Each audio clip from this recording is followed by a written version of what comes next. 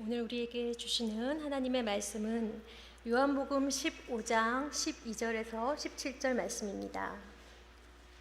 요한복음 15장 12절에서 17절 말씀 제가 봉독하도록 하겠습니다. 내 계명은 곧 내가 너희를 사랑한 것 같이 너희도 서로 사랑하라 하는 이것이니라. 사람이 친구를 위하여 자기 목숨을 버리면 이보다 더 큰 사랑이 없나니 너희는 내가 명하는 대로 행하면 곧 나의 친구라. 이제부터는 너희를 종이라 하지 아니하리니 종은 주인이 하는 것을 알지 못함이라.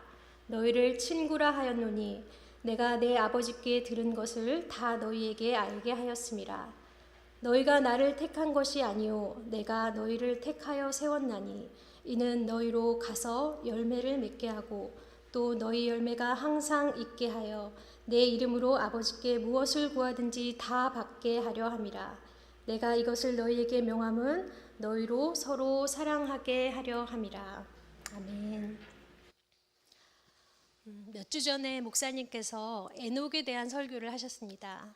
에녹은 하나님과 300년 동안 동행하고 죽음을 맛보지 않고 하나님 품에 안긴 영광을 누린 사람이었습니다. 하나님께서는 아주 거창한 일, 거창한 헌신이 아닌 하루하루의 일상을 속에서 당신과 동행하는 자를 너무도 영광스럽게 대해 주셨습니다. 그래서 우리로 하여금 그 일상에서의 발자취를 따라갈 용기를 낼 수 있게 해 주셨습니다. 교회는 하나님과 동행하는 공동체입니다. 오늘 성경은 그러한 교회를 향해 예수님의 친구라고 표현하십니다. 성경에 하나님과 교회를 가리키는 호칭들이 많이 있습니다. 아버지와 자녀, 신랑과 신부, 왕과 백성, 주인과 종 등 모두 관계적인 호칭들이지요. 이 호칭을 통해서 교회가 과연 어떠한 정체성을 갖는 존재인지 다양한 각도로 조명해 주시는 것입니다. 오늘 본문에는 예수님께서 제자들을 향해 나의 친구라고 불러주십니다. 친구는 참 좋은 단어입니다. 유명한 사람과 페이스북 친구만 맺어도 뭔가 뿌듯하고 자랑스러운데 예수님께서 교회를 향해 예수님의 친구라고 말씀하십니다. 요한복음 15장 12절에서 예수님은 내 계명은 곧 내가 너희를 사랑한 것 같이 너희도 서로 사랑하라 하는 이것이니라 라고 말씀하십니다. 예수님은 이미 요한복음 13장에서 비슷한 말씀을 하신 적이 있습니다. 13장 34절에 보면 새 계명을 너희에게 주노니 서로 사랑하라. 내가 너희를 사랑한 것 같이 너희도 서로 사랑하라. 왜 예수님은 서로 사랑하라라는 이 명령을 새로운 계명이라고 하셨을까요? 이미 예수님은 앞에서도 사랑에 대한 많은 말씀들을 하셨습니다. 하지만 이제 사랑에 대한 예수님의 말씀은 새로운 의미를 가질 것입니다. 왜냐하면 십자가로 말미암아 예수님께서 말씀하신 그 사랑이 정말 어떠한 것인지를 새롭게 경험하게 될 것이기 때문입니다. 캔들리시라는 19세기 사역자가 이런 말을 남겼습니다. 교리상의 기독교는 언제나 옛것이지만 경험상의 기독교는 언제나 새롭다. 사랑이 만일 교리라고 한다면 그 교리는 인류의 역사만큼이나 오래된 것입니다. 하지만 사랑을 경험이라고 한다면 그것은 언제나 새롭습니다. 우리는 하나님의 사랑을 매일매일 새롭게 경험하기 때문입니다. 본문에서는 그렇게 새로운 사랑을 예수님의 친구로 삼아주시는 사랑이라고 표현합니다. 교회는 예수님의 친구입니다. 예수님의 친구는 어떤 사람입니까?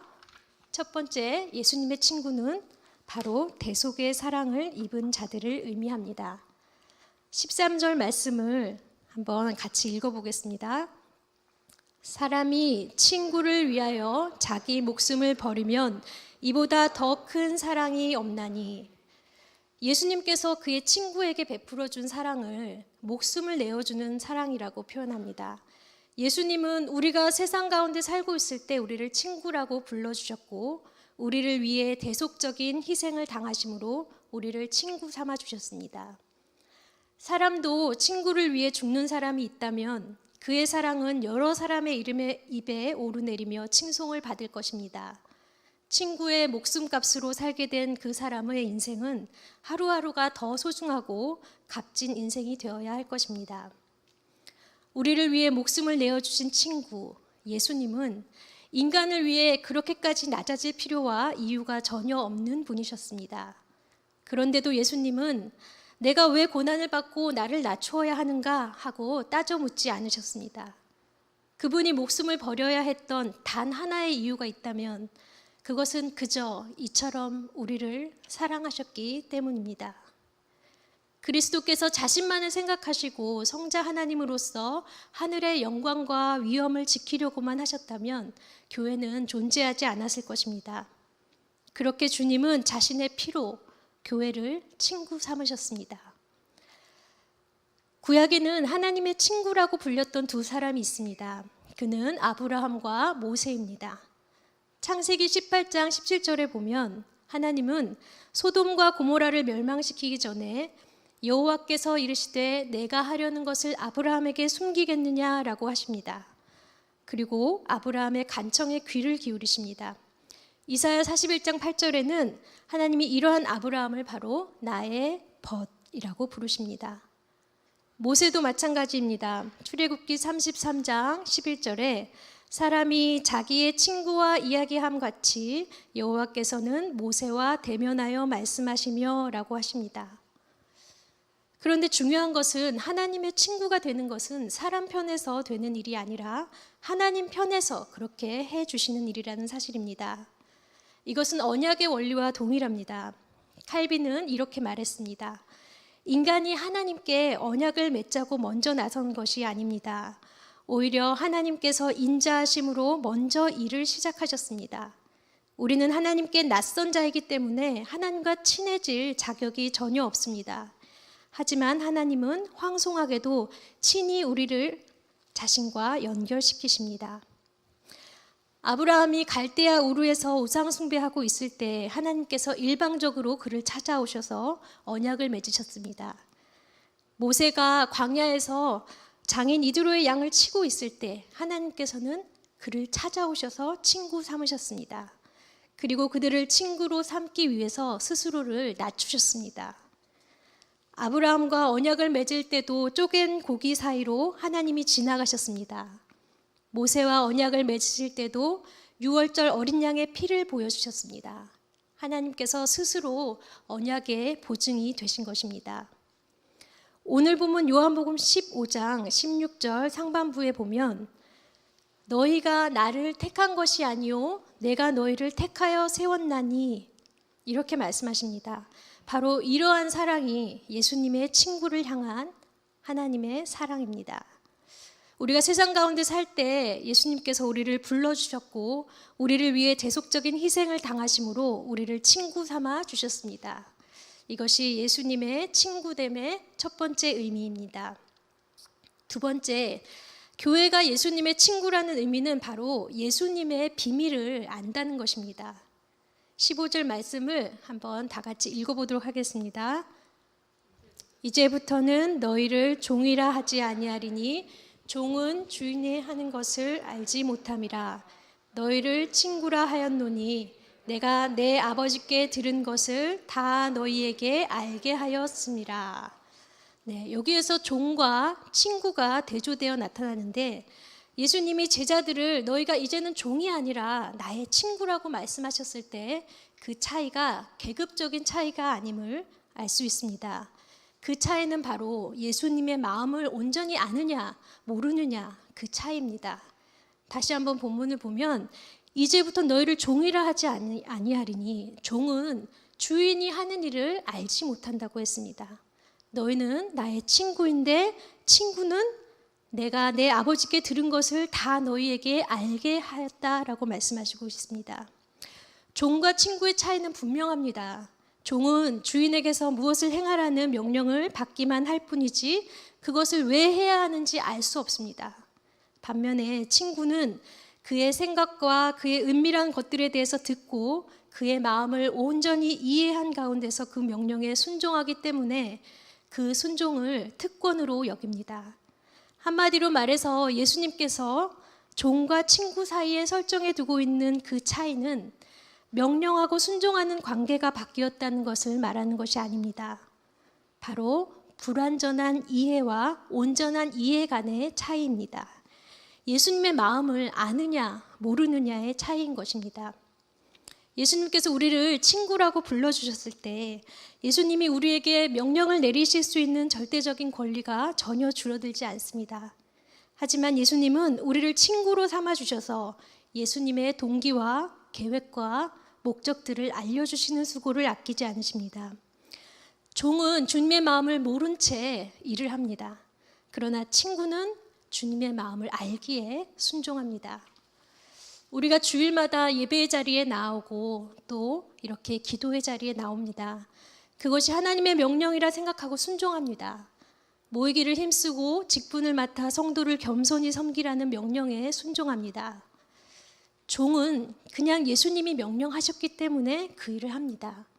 그러나 친구는 그 일을 예수님께서 왜 명령하셨는지, 무엇 때문에 이 일을 우리에게 부탁하셨는지 예수님의 심정과 그분의 선하신 계획을 알기에 그 마음에 동참하고자 믿음으로 이 일을 합니다.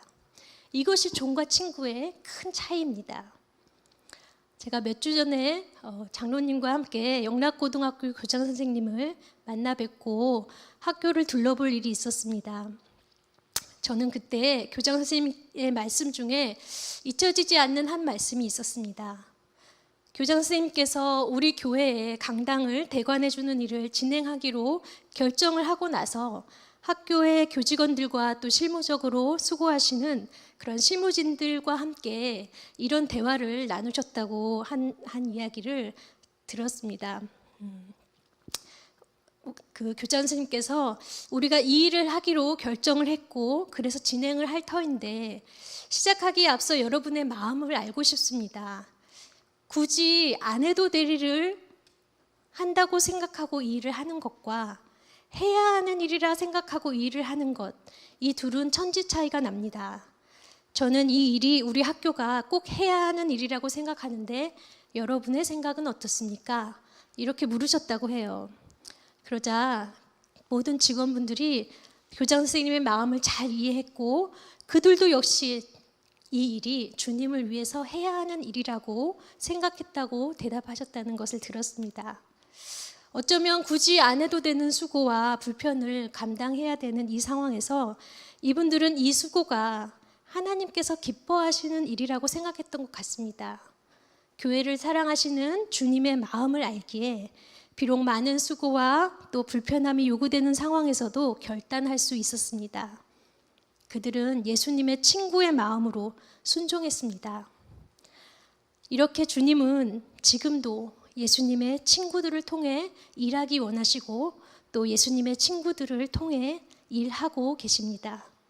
교회는 이처럼 주님께서 당신의 마음을 알려주시는 복된 친구들의 모임입니다.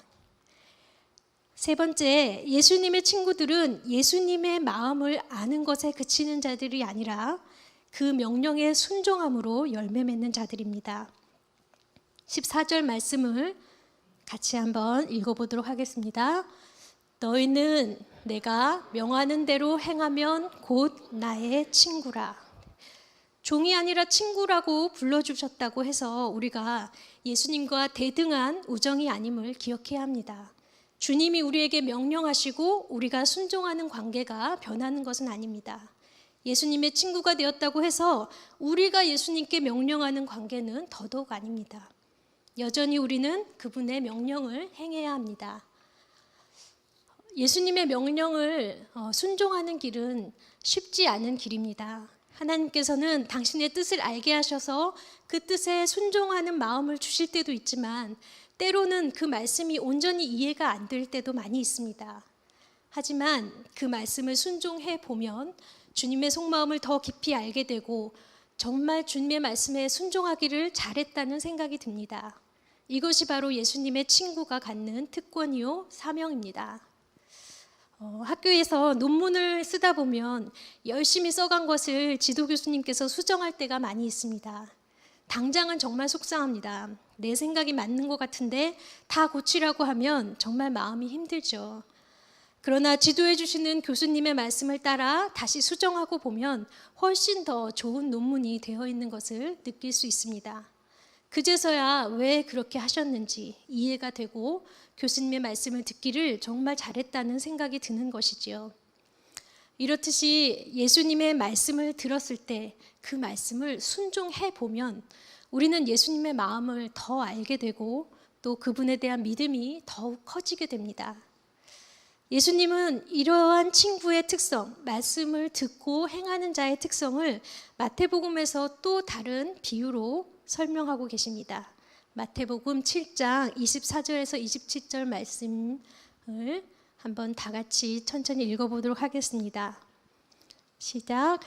누구든지 나의 이 말을 듣고 행하는 자는 그 집을 반석 위에 지은 지혜로운 사람 같으리니 비가 내리고 창수가 나고 바람이 불어 그 집에 부딪히되 무너지지 아니하나니 이는 주추를 반석 위에 놓은 까닭이요 나의 이 말을 듣고 행하지 아니하는 자는 그 집을 모래 위에 지은 어리석은 사람 같으리니 비가 내리고 창수가 나고 바람이 불어 그 집에 부딪힘에 무너져 그 무너짐이 심하니라. 아멘. 인생을 집을 짓는 것에 비유하십니다. 집을 짓고 사는 인생에서 우리는 누구나 거친 풍파와 비바람을 만나게 됩니다. 그런데 이 비유 안에 하나님의 말씀을 듣고 행하는 자가 있고 그 말을 듣고 행하지 아니하는 자가 대조되어 나타납니다. 하나님의 말씀을 듣고 행하는 자가 바로 예수님의 친구된 자고 그의 특성은 마치 기초를 반석에 두고 지은 집 같다고 묘사되어 있습니다. 그런데 반석 위에 집을 지은 자라고 하더라도 비바람을 피할 수는 없습니다. 그러나 인생의 비바람을 없앨 수는 없지만 인생의 비바람을 넉넉히 견딜 수 있는 힘이 있다고 본문에서는 설명하고 있습니다. 어떠한 세상 풍파 속에서도 무너지지 않는 인생이 된다고 말씀하고 계십니다. 왜 그럴까요? 아주 작은 것이라도 우리에게 말씀하시는 그 하나님의 음성을 듣고 우리가 실제적으로 행할 때 우리는 그때 비로소 살아계신 하나님을 실제적으로 경험하기 때문입니다. 하나님이 여러분 정말 작은 일이라도 하나님께서 나에게 주시는 음성으로 받고 하나님이 기뻐하시는 일이라고 생각하여 순종하기로 결단하고 순종해 보십시오. 그러면 우리는 하나님에 대한 사랑이 조금씩 더 커지고 하나님에 대한 믿음의 반석이 견고하게 세워질 것입니다. 그러한 경험들, 내 삶 속에서 새겨진 그러한 삶의 기록들이 바로 인생의 어떠한 풍파 속에서도 흔들리지 않는 반석이 되어 우리의 삶을 견고하게 지킬 것입니다. 그것이 예수님의 친구가 누리는 특권이요 열매가 되는 것입니다. 아멘. 네, 16절 말씀 같이 한번 읽어보도록 하겠습니다. 너희가 나를 택한 것이 아니요 내가 너희를 택하여 세웠나니 이는 너희로 가서 열매를 맺게 하고 또 너희 열매가 항상 있게 하여 내 이름으로 아버지께 무엇을 구하든지 다 받게 하려 함이라. 아멘. 친구의 열매는 바로 기도의 열매로 나타납니다. 내 이름으로 구하는 모든 것을 다 받는다고 약속하셨습니다. 이러한 특권은 우리가 예수님의 친구일 때 가능합니다. 예수님의 친구는 예수님의 뜻과 그분의 마음이 있는 곳에 그들의 마음도 다 있기 때문에 그들이 간구하는 것은 곧 예수님의 간구가 됩니다. 그리고 주님이 원하시는 것을 믿음으로 담대히 구하니 반드시 그 일이 이루어지는 특권을 누리는 것입니다. 오늘 이 저녁에 우리가 예수님의 친구로서 기도할 때 나의 간구, 내 바람을 기도하기에 앞서서 먼저 예수님의 마음이 무엇인지, 예수님, 나를 통해서 어떠한 기도를 하기 원하십니까? 이렇게 묻는 기도를 같이 드릴 수 있었으면 좋겠습니다. 말씀을 정리하겠습니다. 여러분, 교회는 예수님의 친구로 불러주신 사람들의 모임입니다. 예수님의 친구라고 해서 그분의 주인 되심이 바뀌는 것은 아닙니다. 우리는 여전히 주님을 주인으로 섬기는 종의 자리에 있습니다. 그런데 주님은 우리를 종처럼 부리시지 않습니다. 우리를 친구로 대해주셔서 친구를 위해 목숨을 내어주는 사랑을 베푸셨고, 그렇게 우리에게 하나님의 사랑을 알려주셨습니다.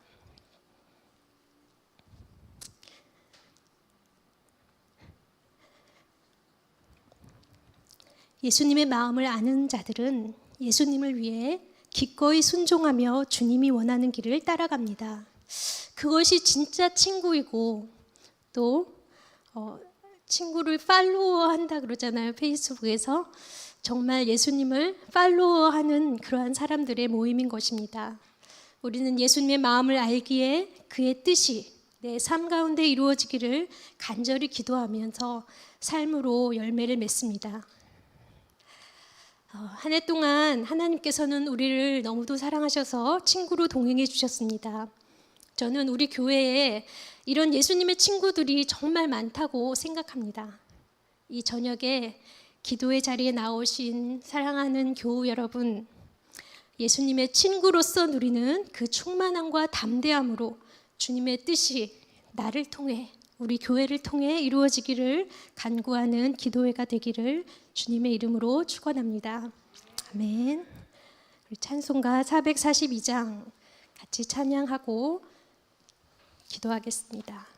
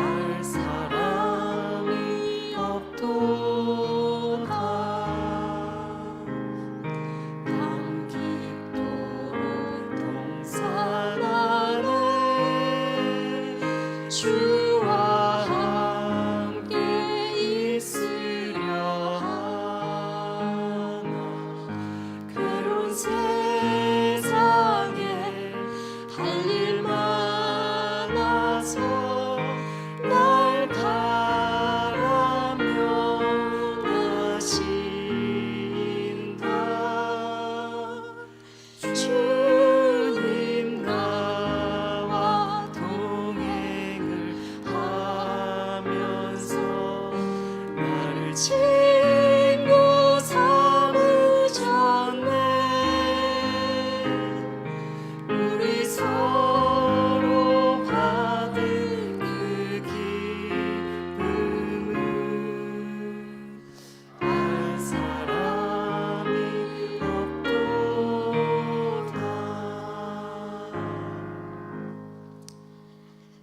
기도하겠습니다. 우리에게 하나님의 사랑을 알려주시려고 이 땅에 오신 예수님, 아들을 십자가의 형틀에 내어주시기까지 내가 너를 사랑한다 알려주신 하나님, 온유하고 세미한 음성으로 날마다 우리에게 속삭여주시는 성령 하나님, 우리를 주님의 친구로 대해주셔서 감사합니다. 주님의 친구된 자로서 오늘 이 저녁 기도할 때 주님의 뜻을 알게 하여 주시옵소서. 주님께서 말씀하시는 그 뜻대로 기꺼이 순종하는 우리 모두가 되게 하여 주시옵소서. 같이 기도하시겠습니다.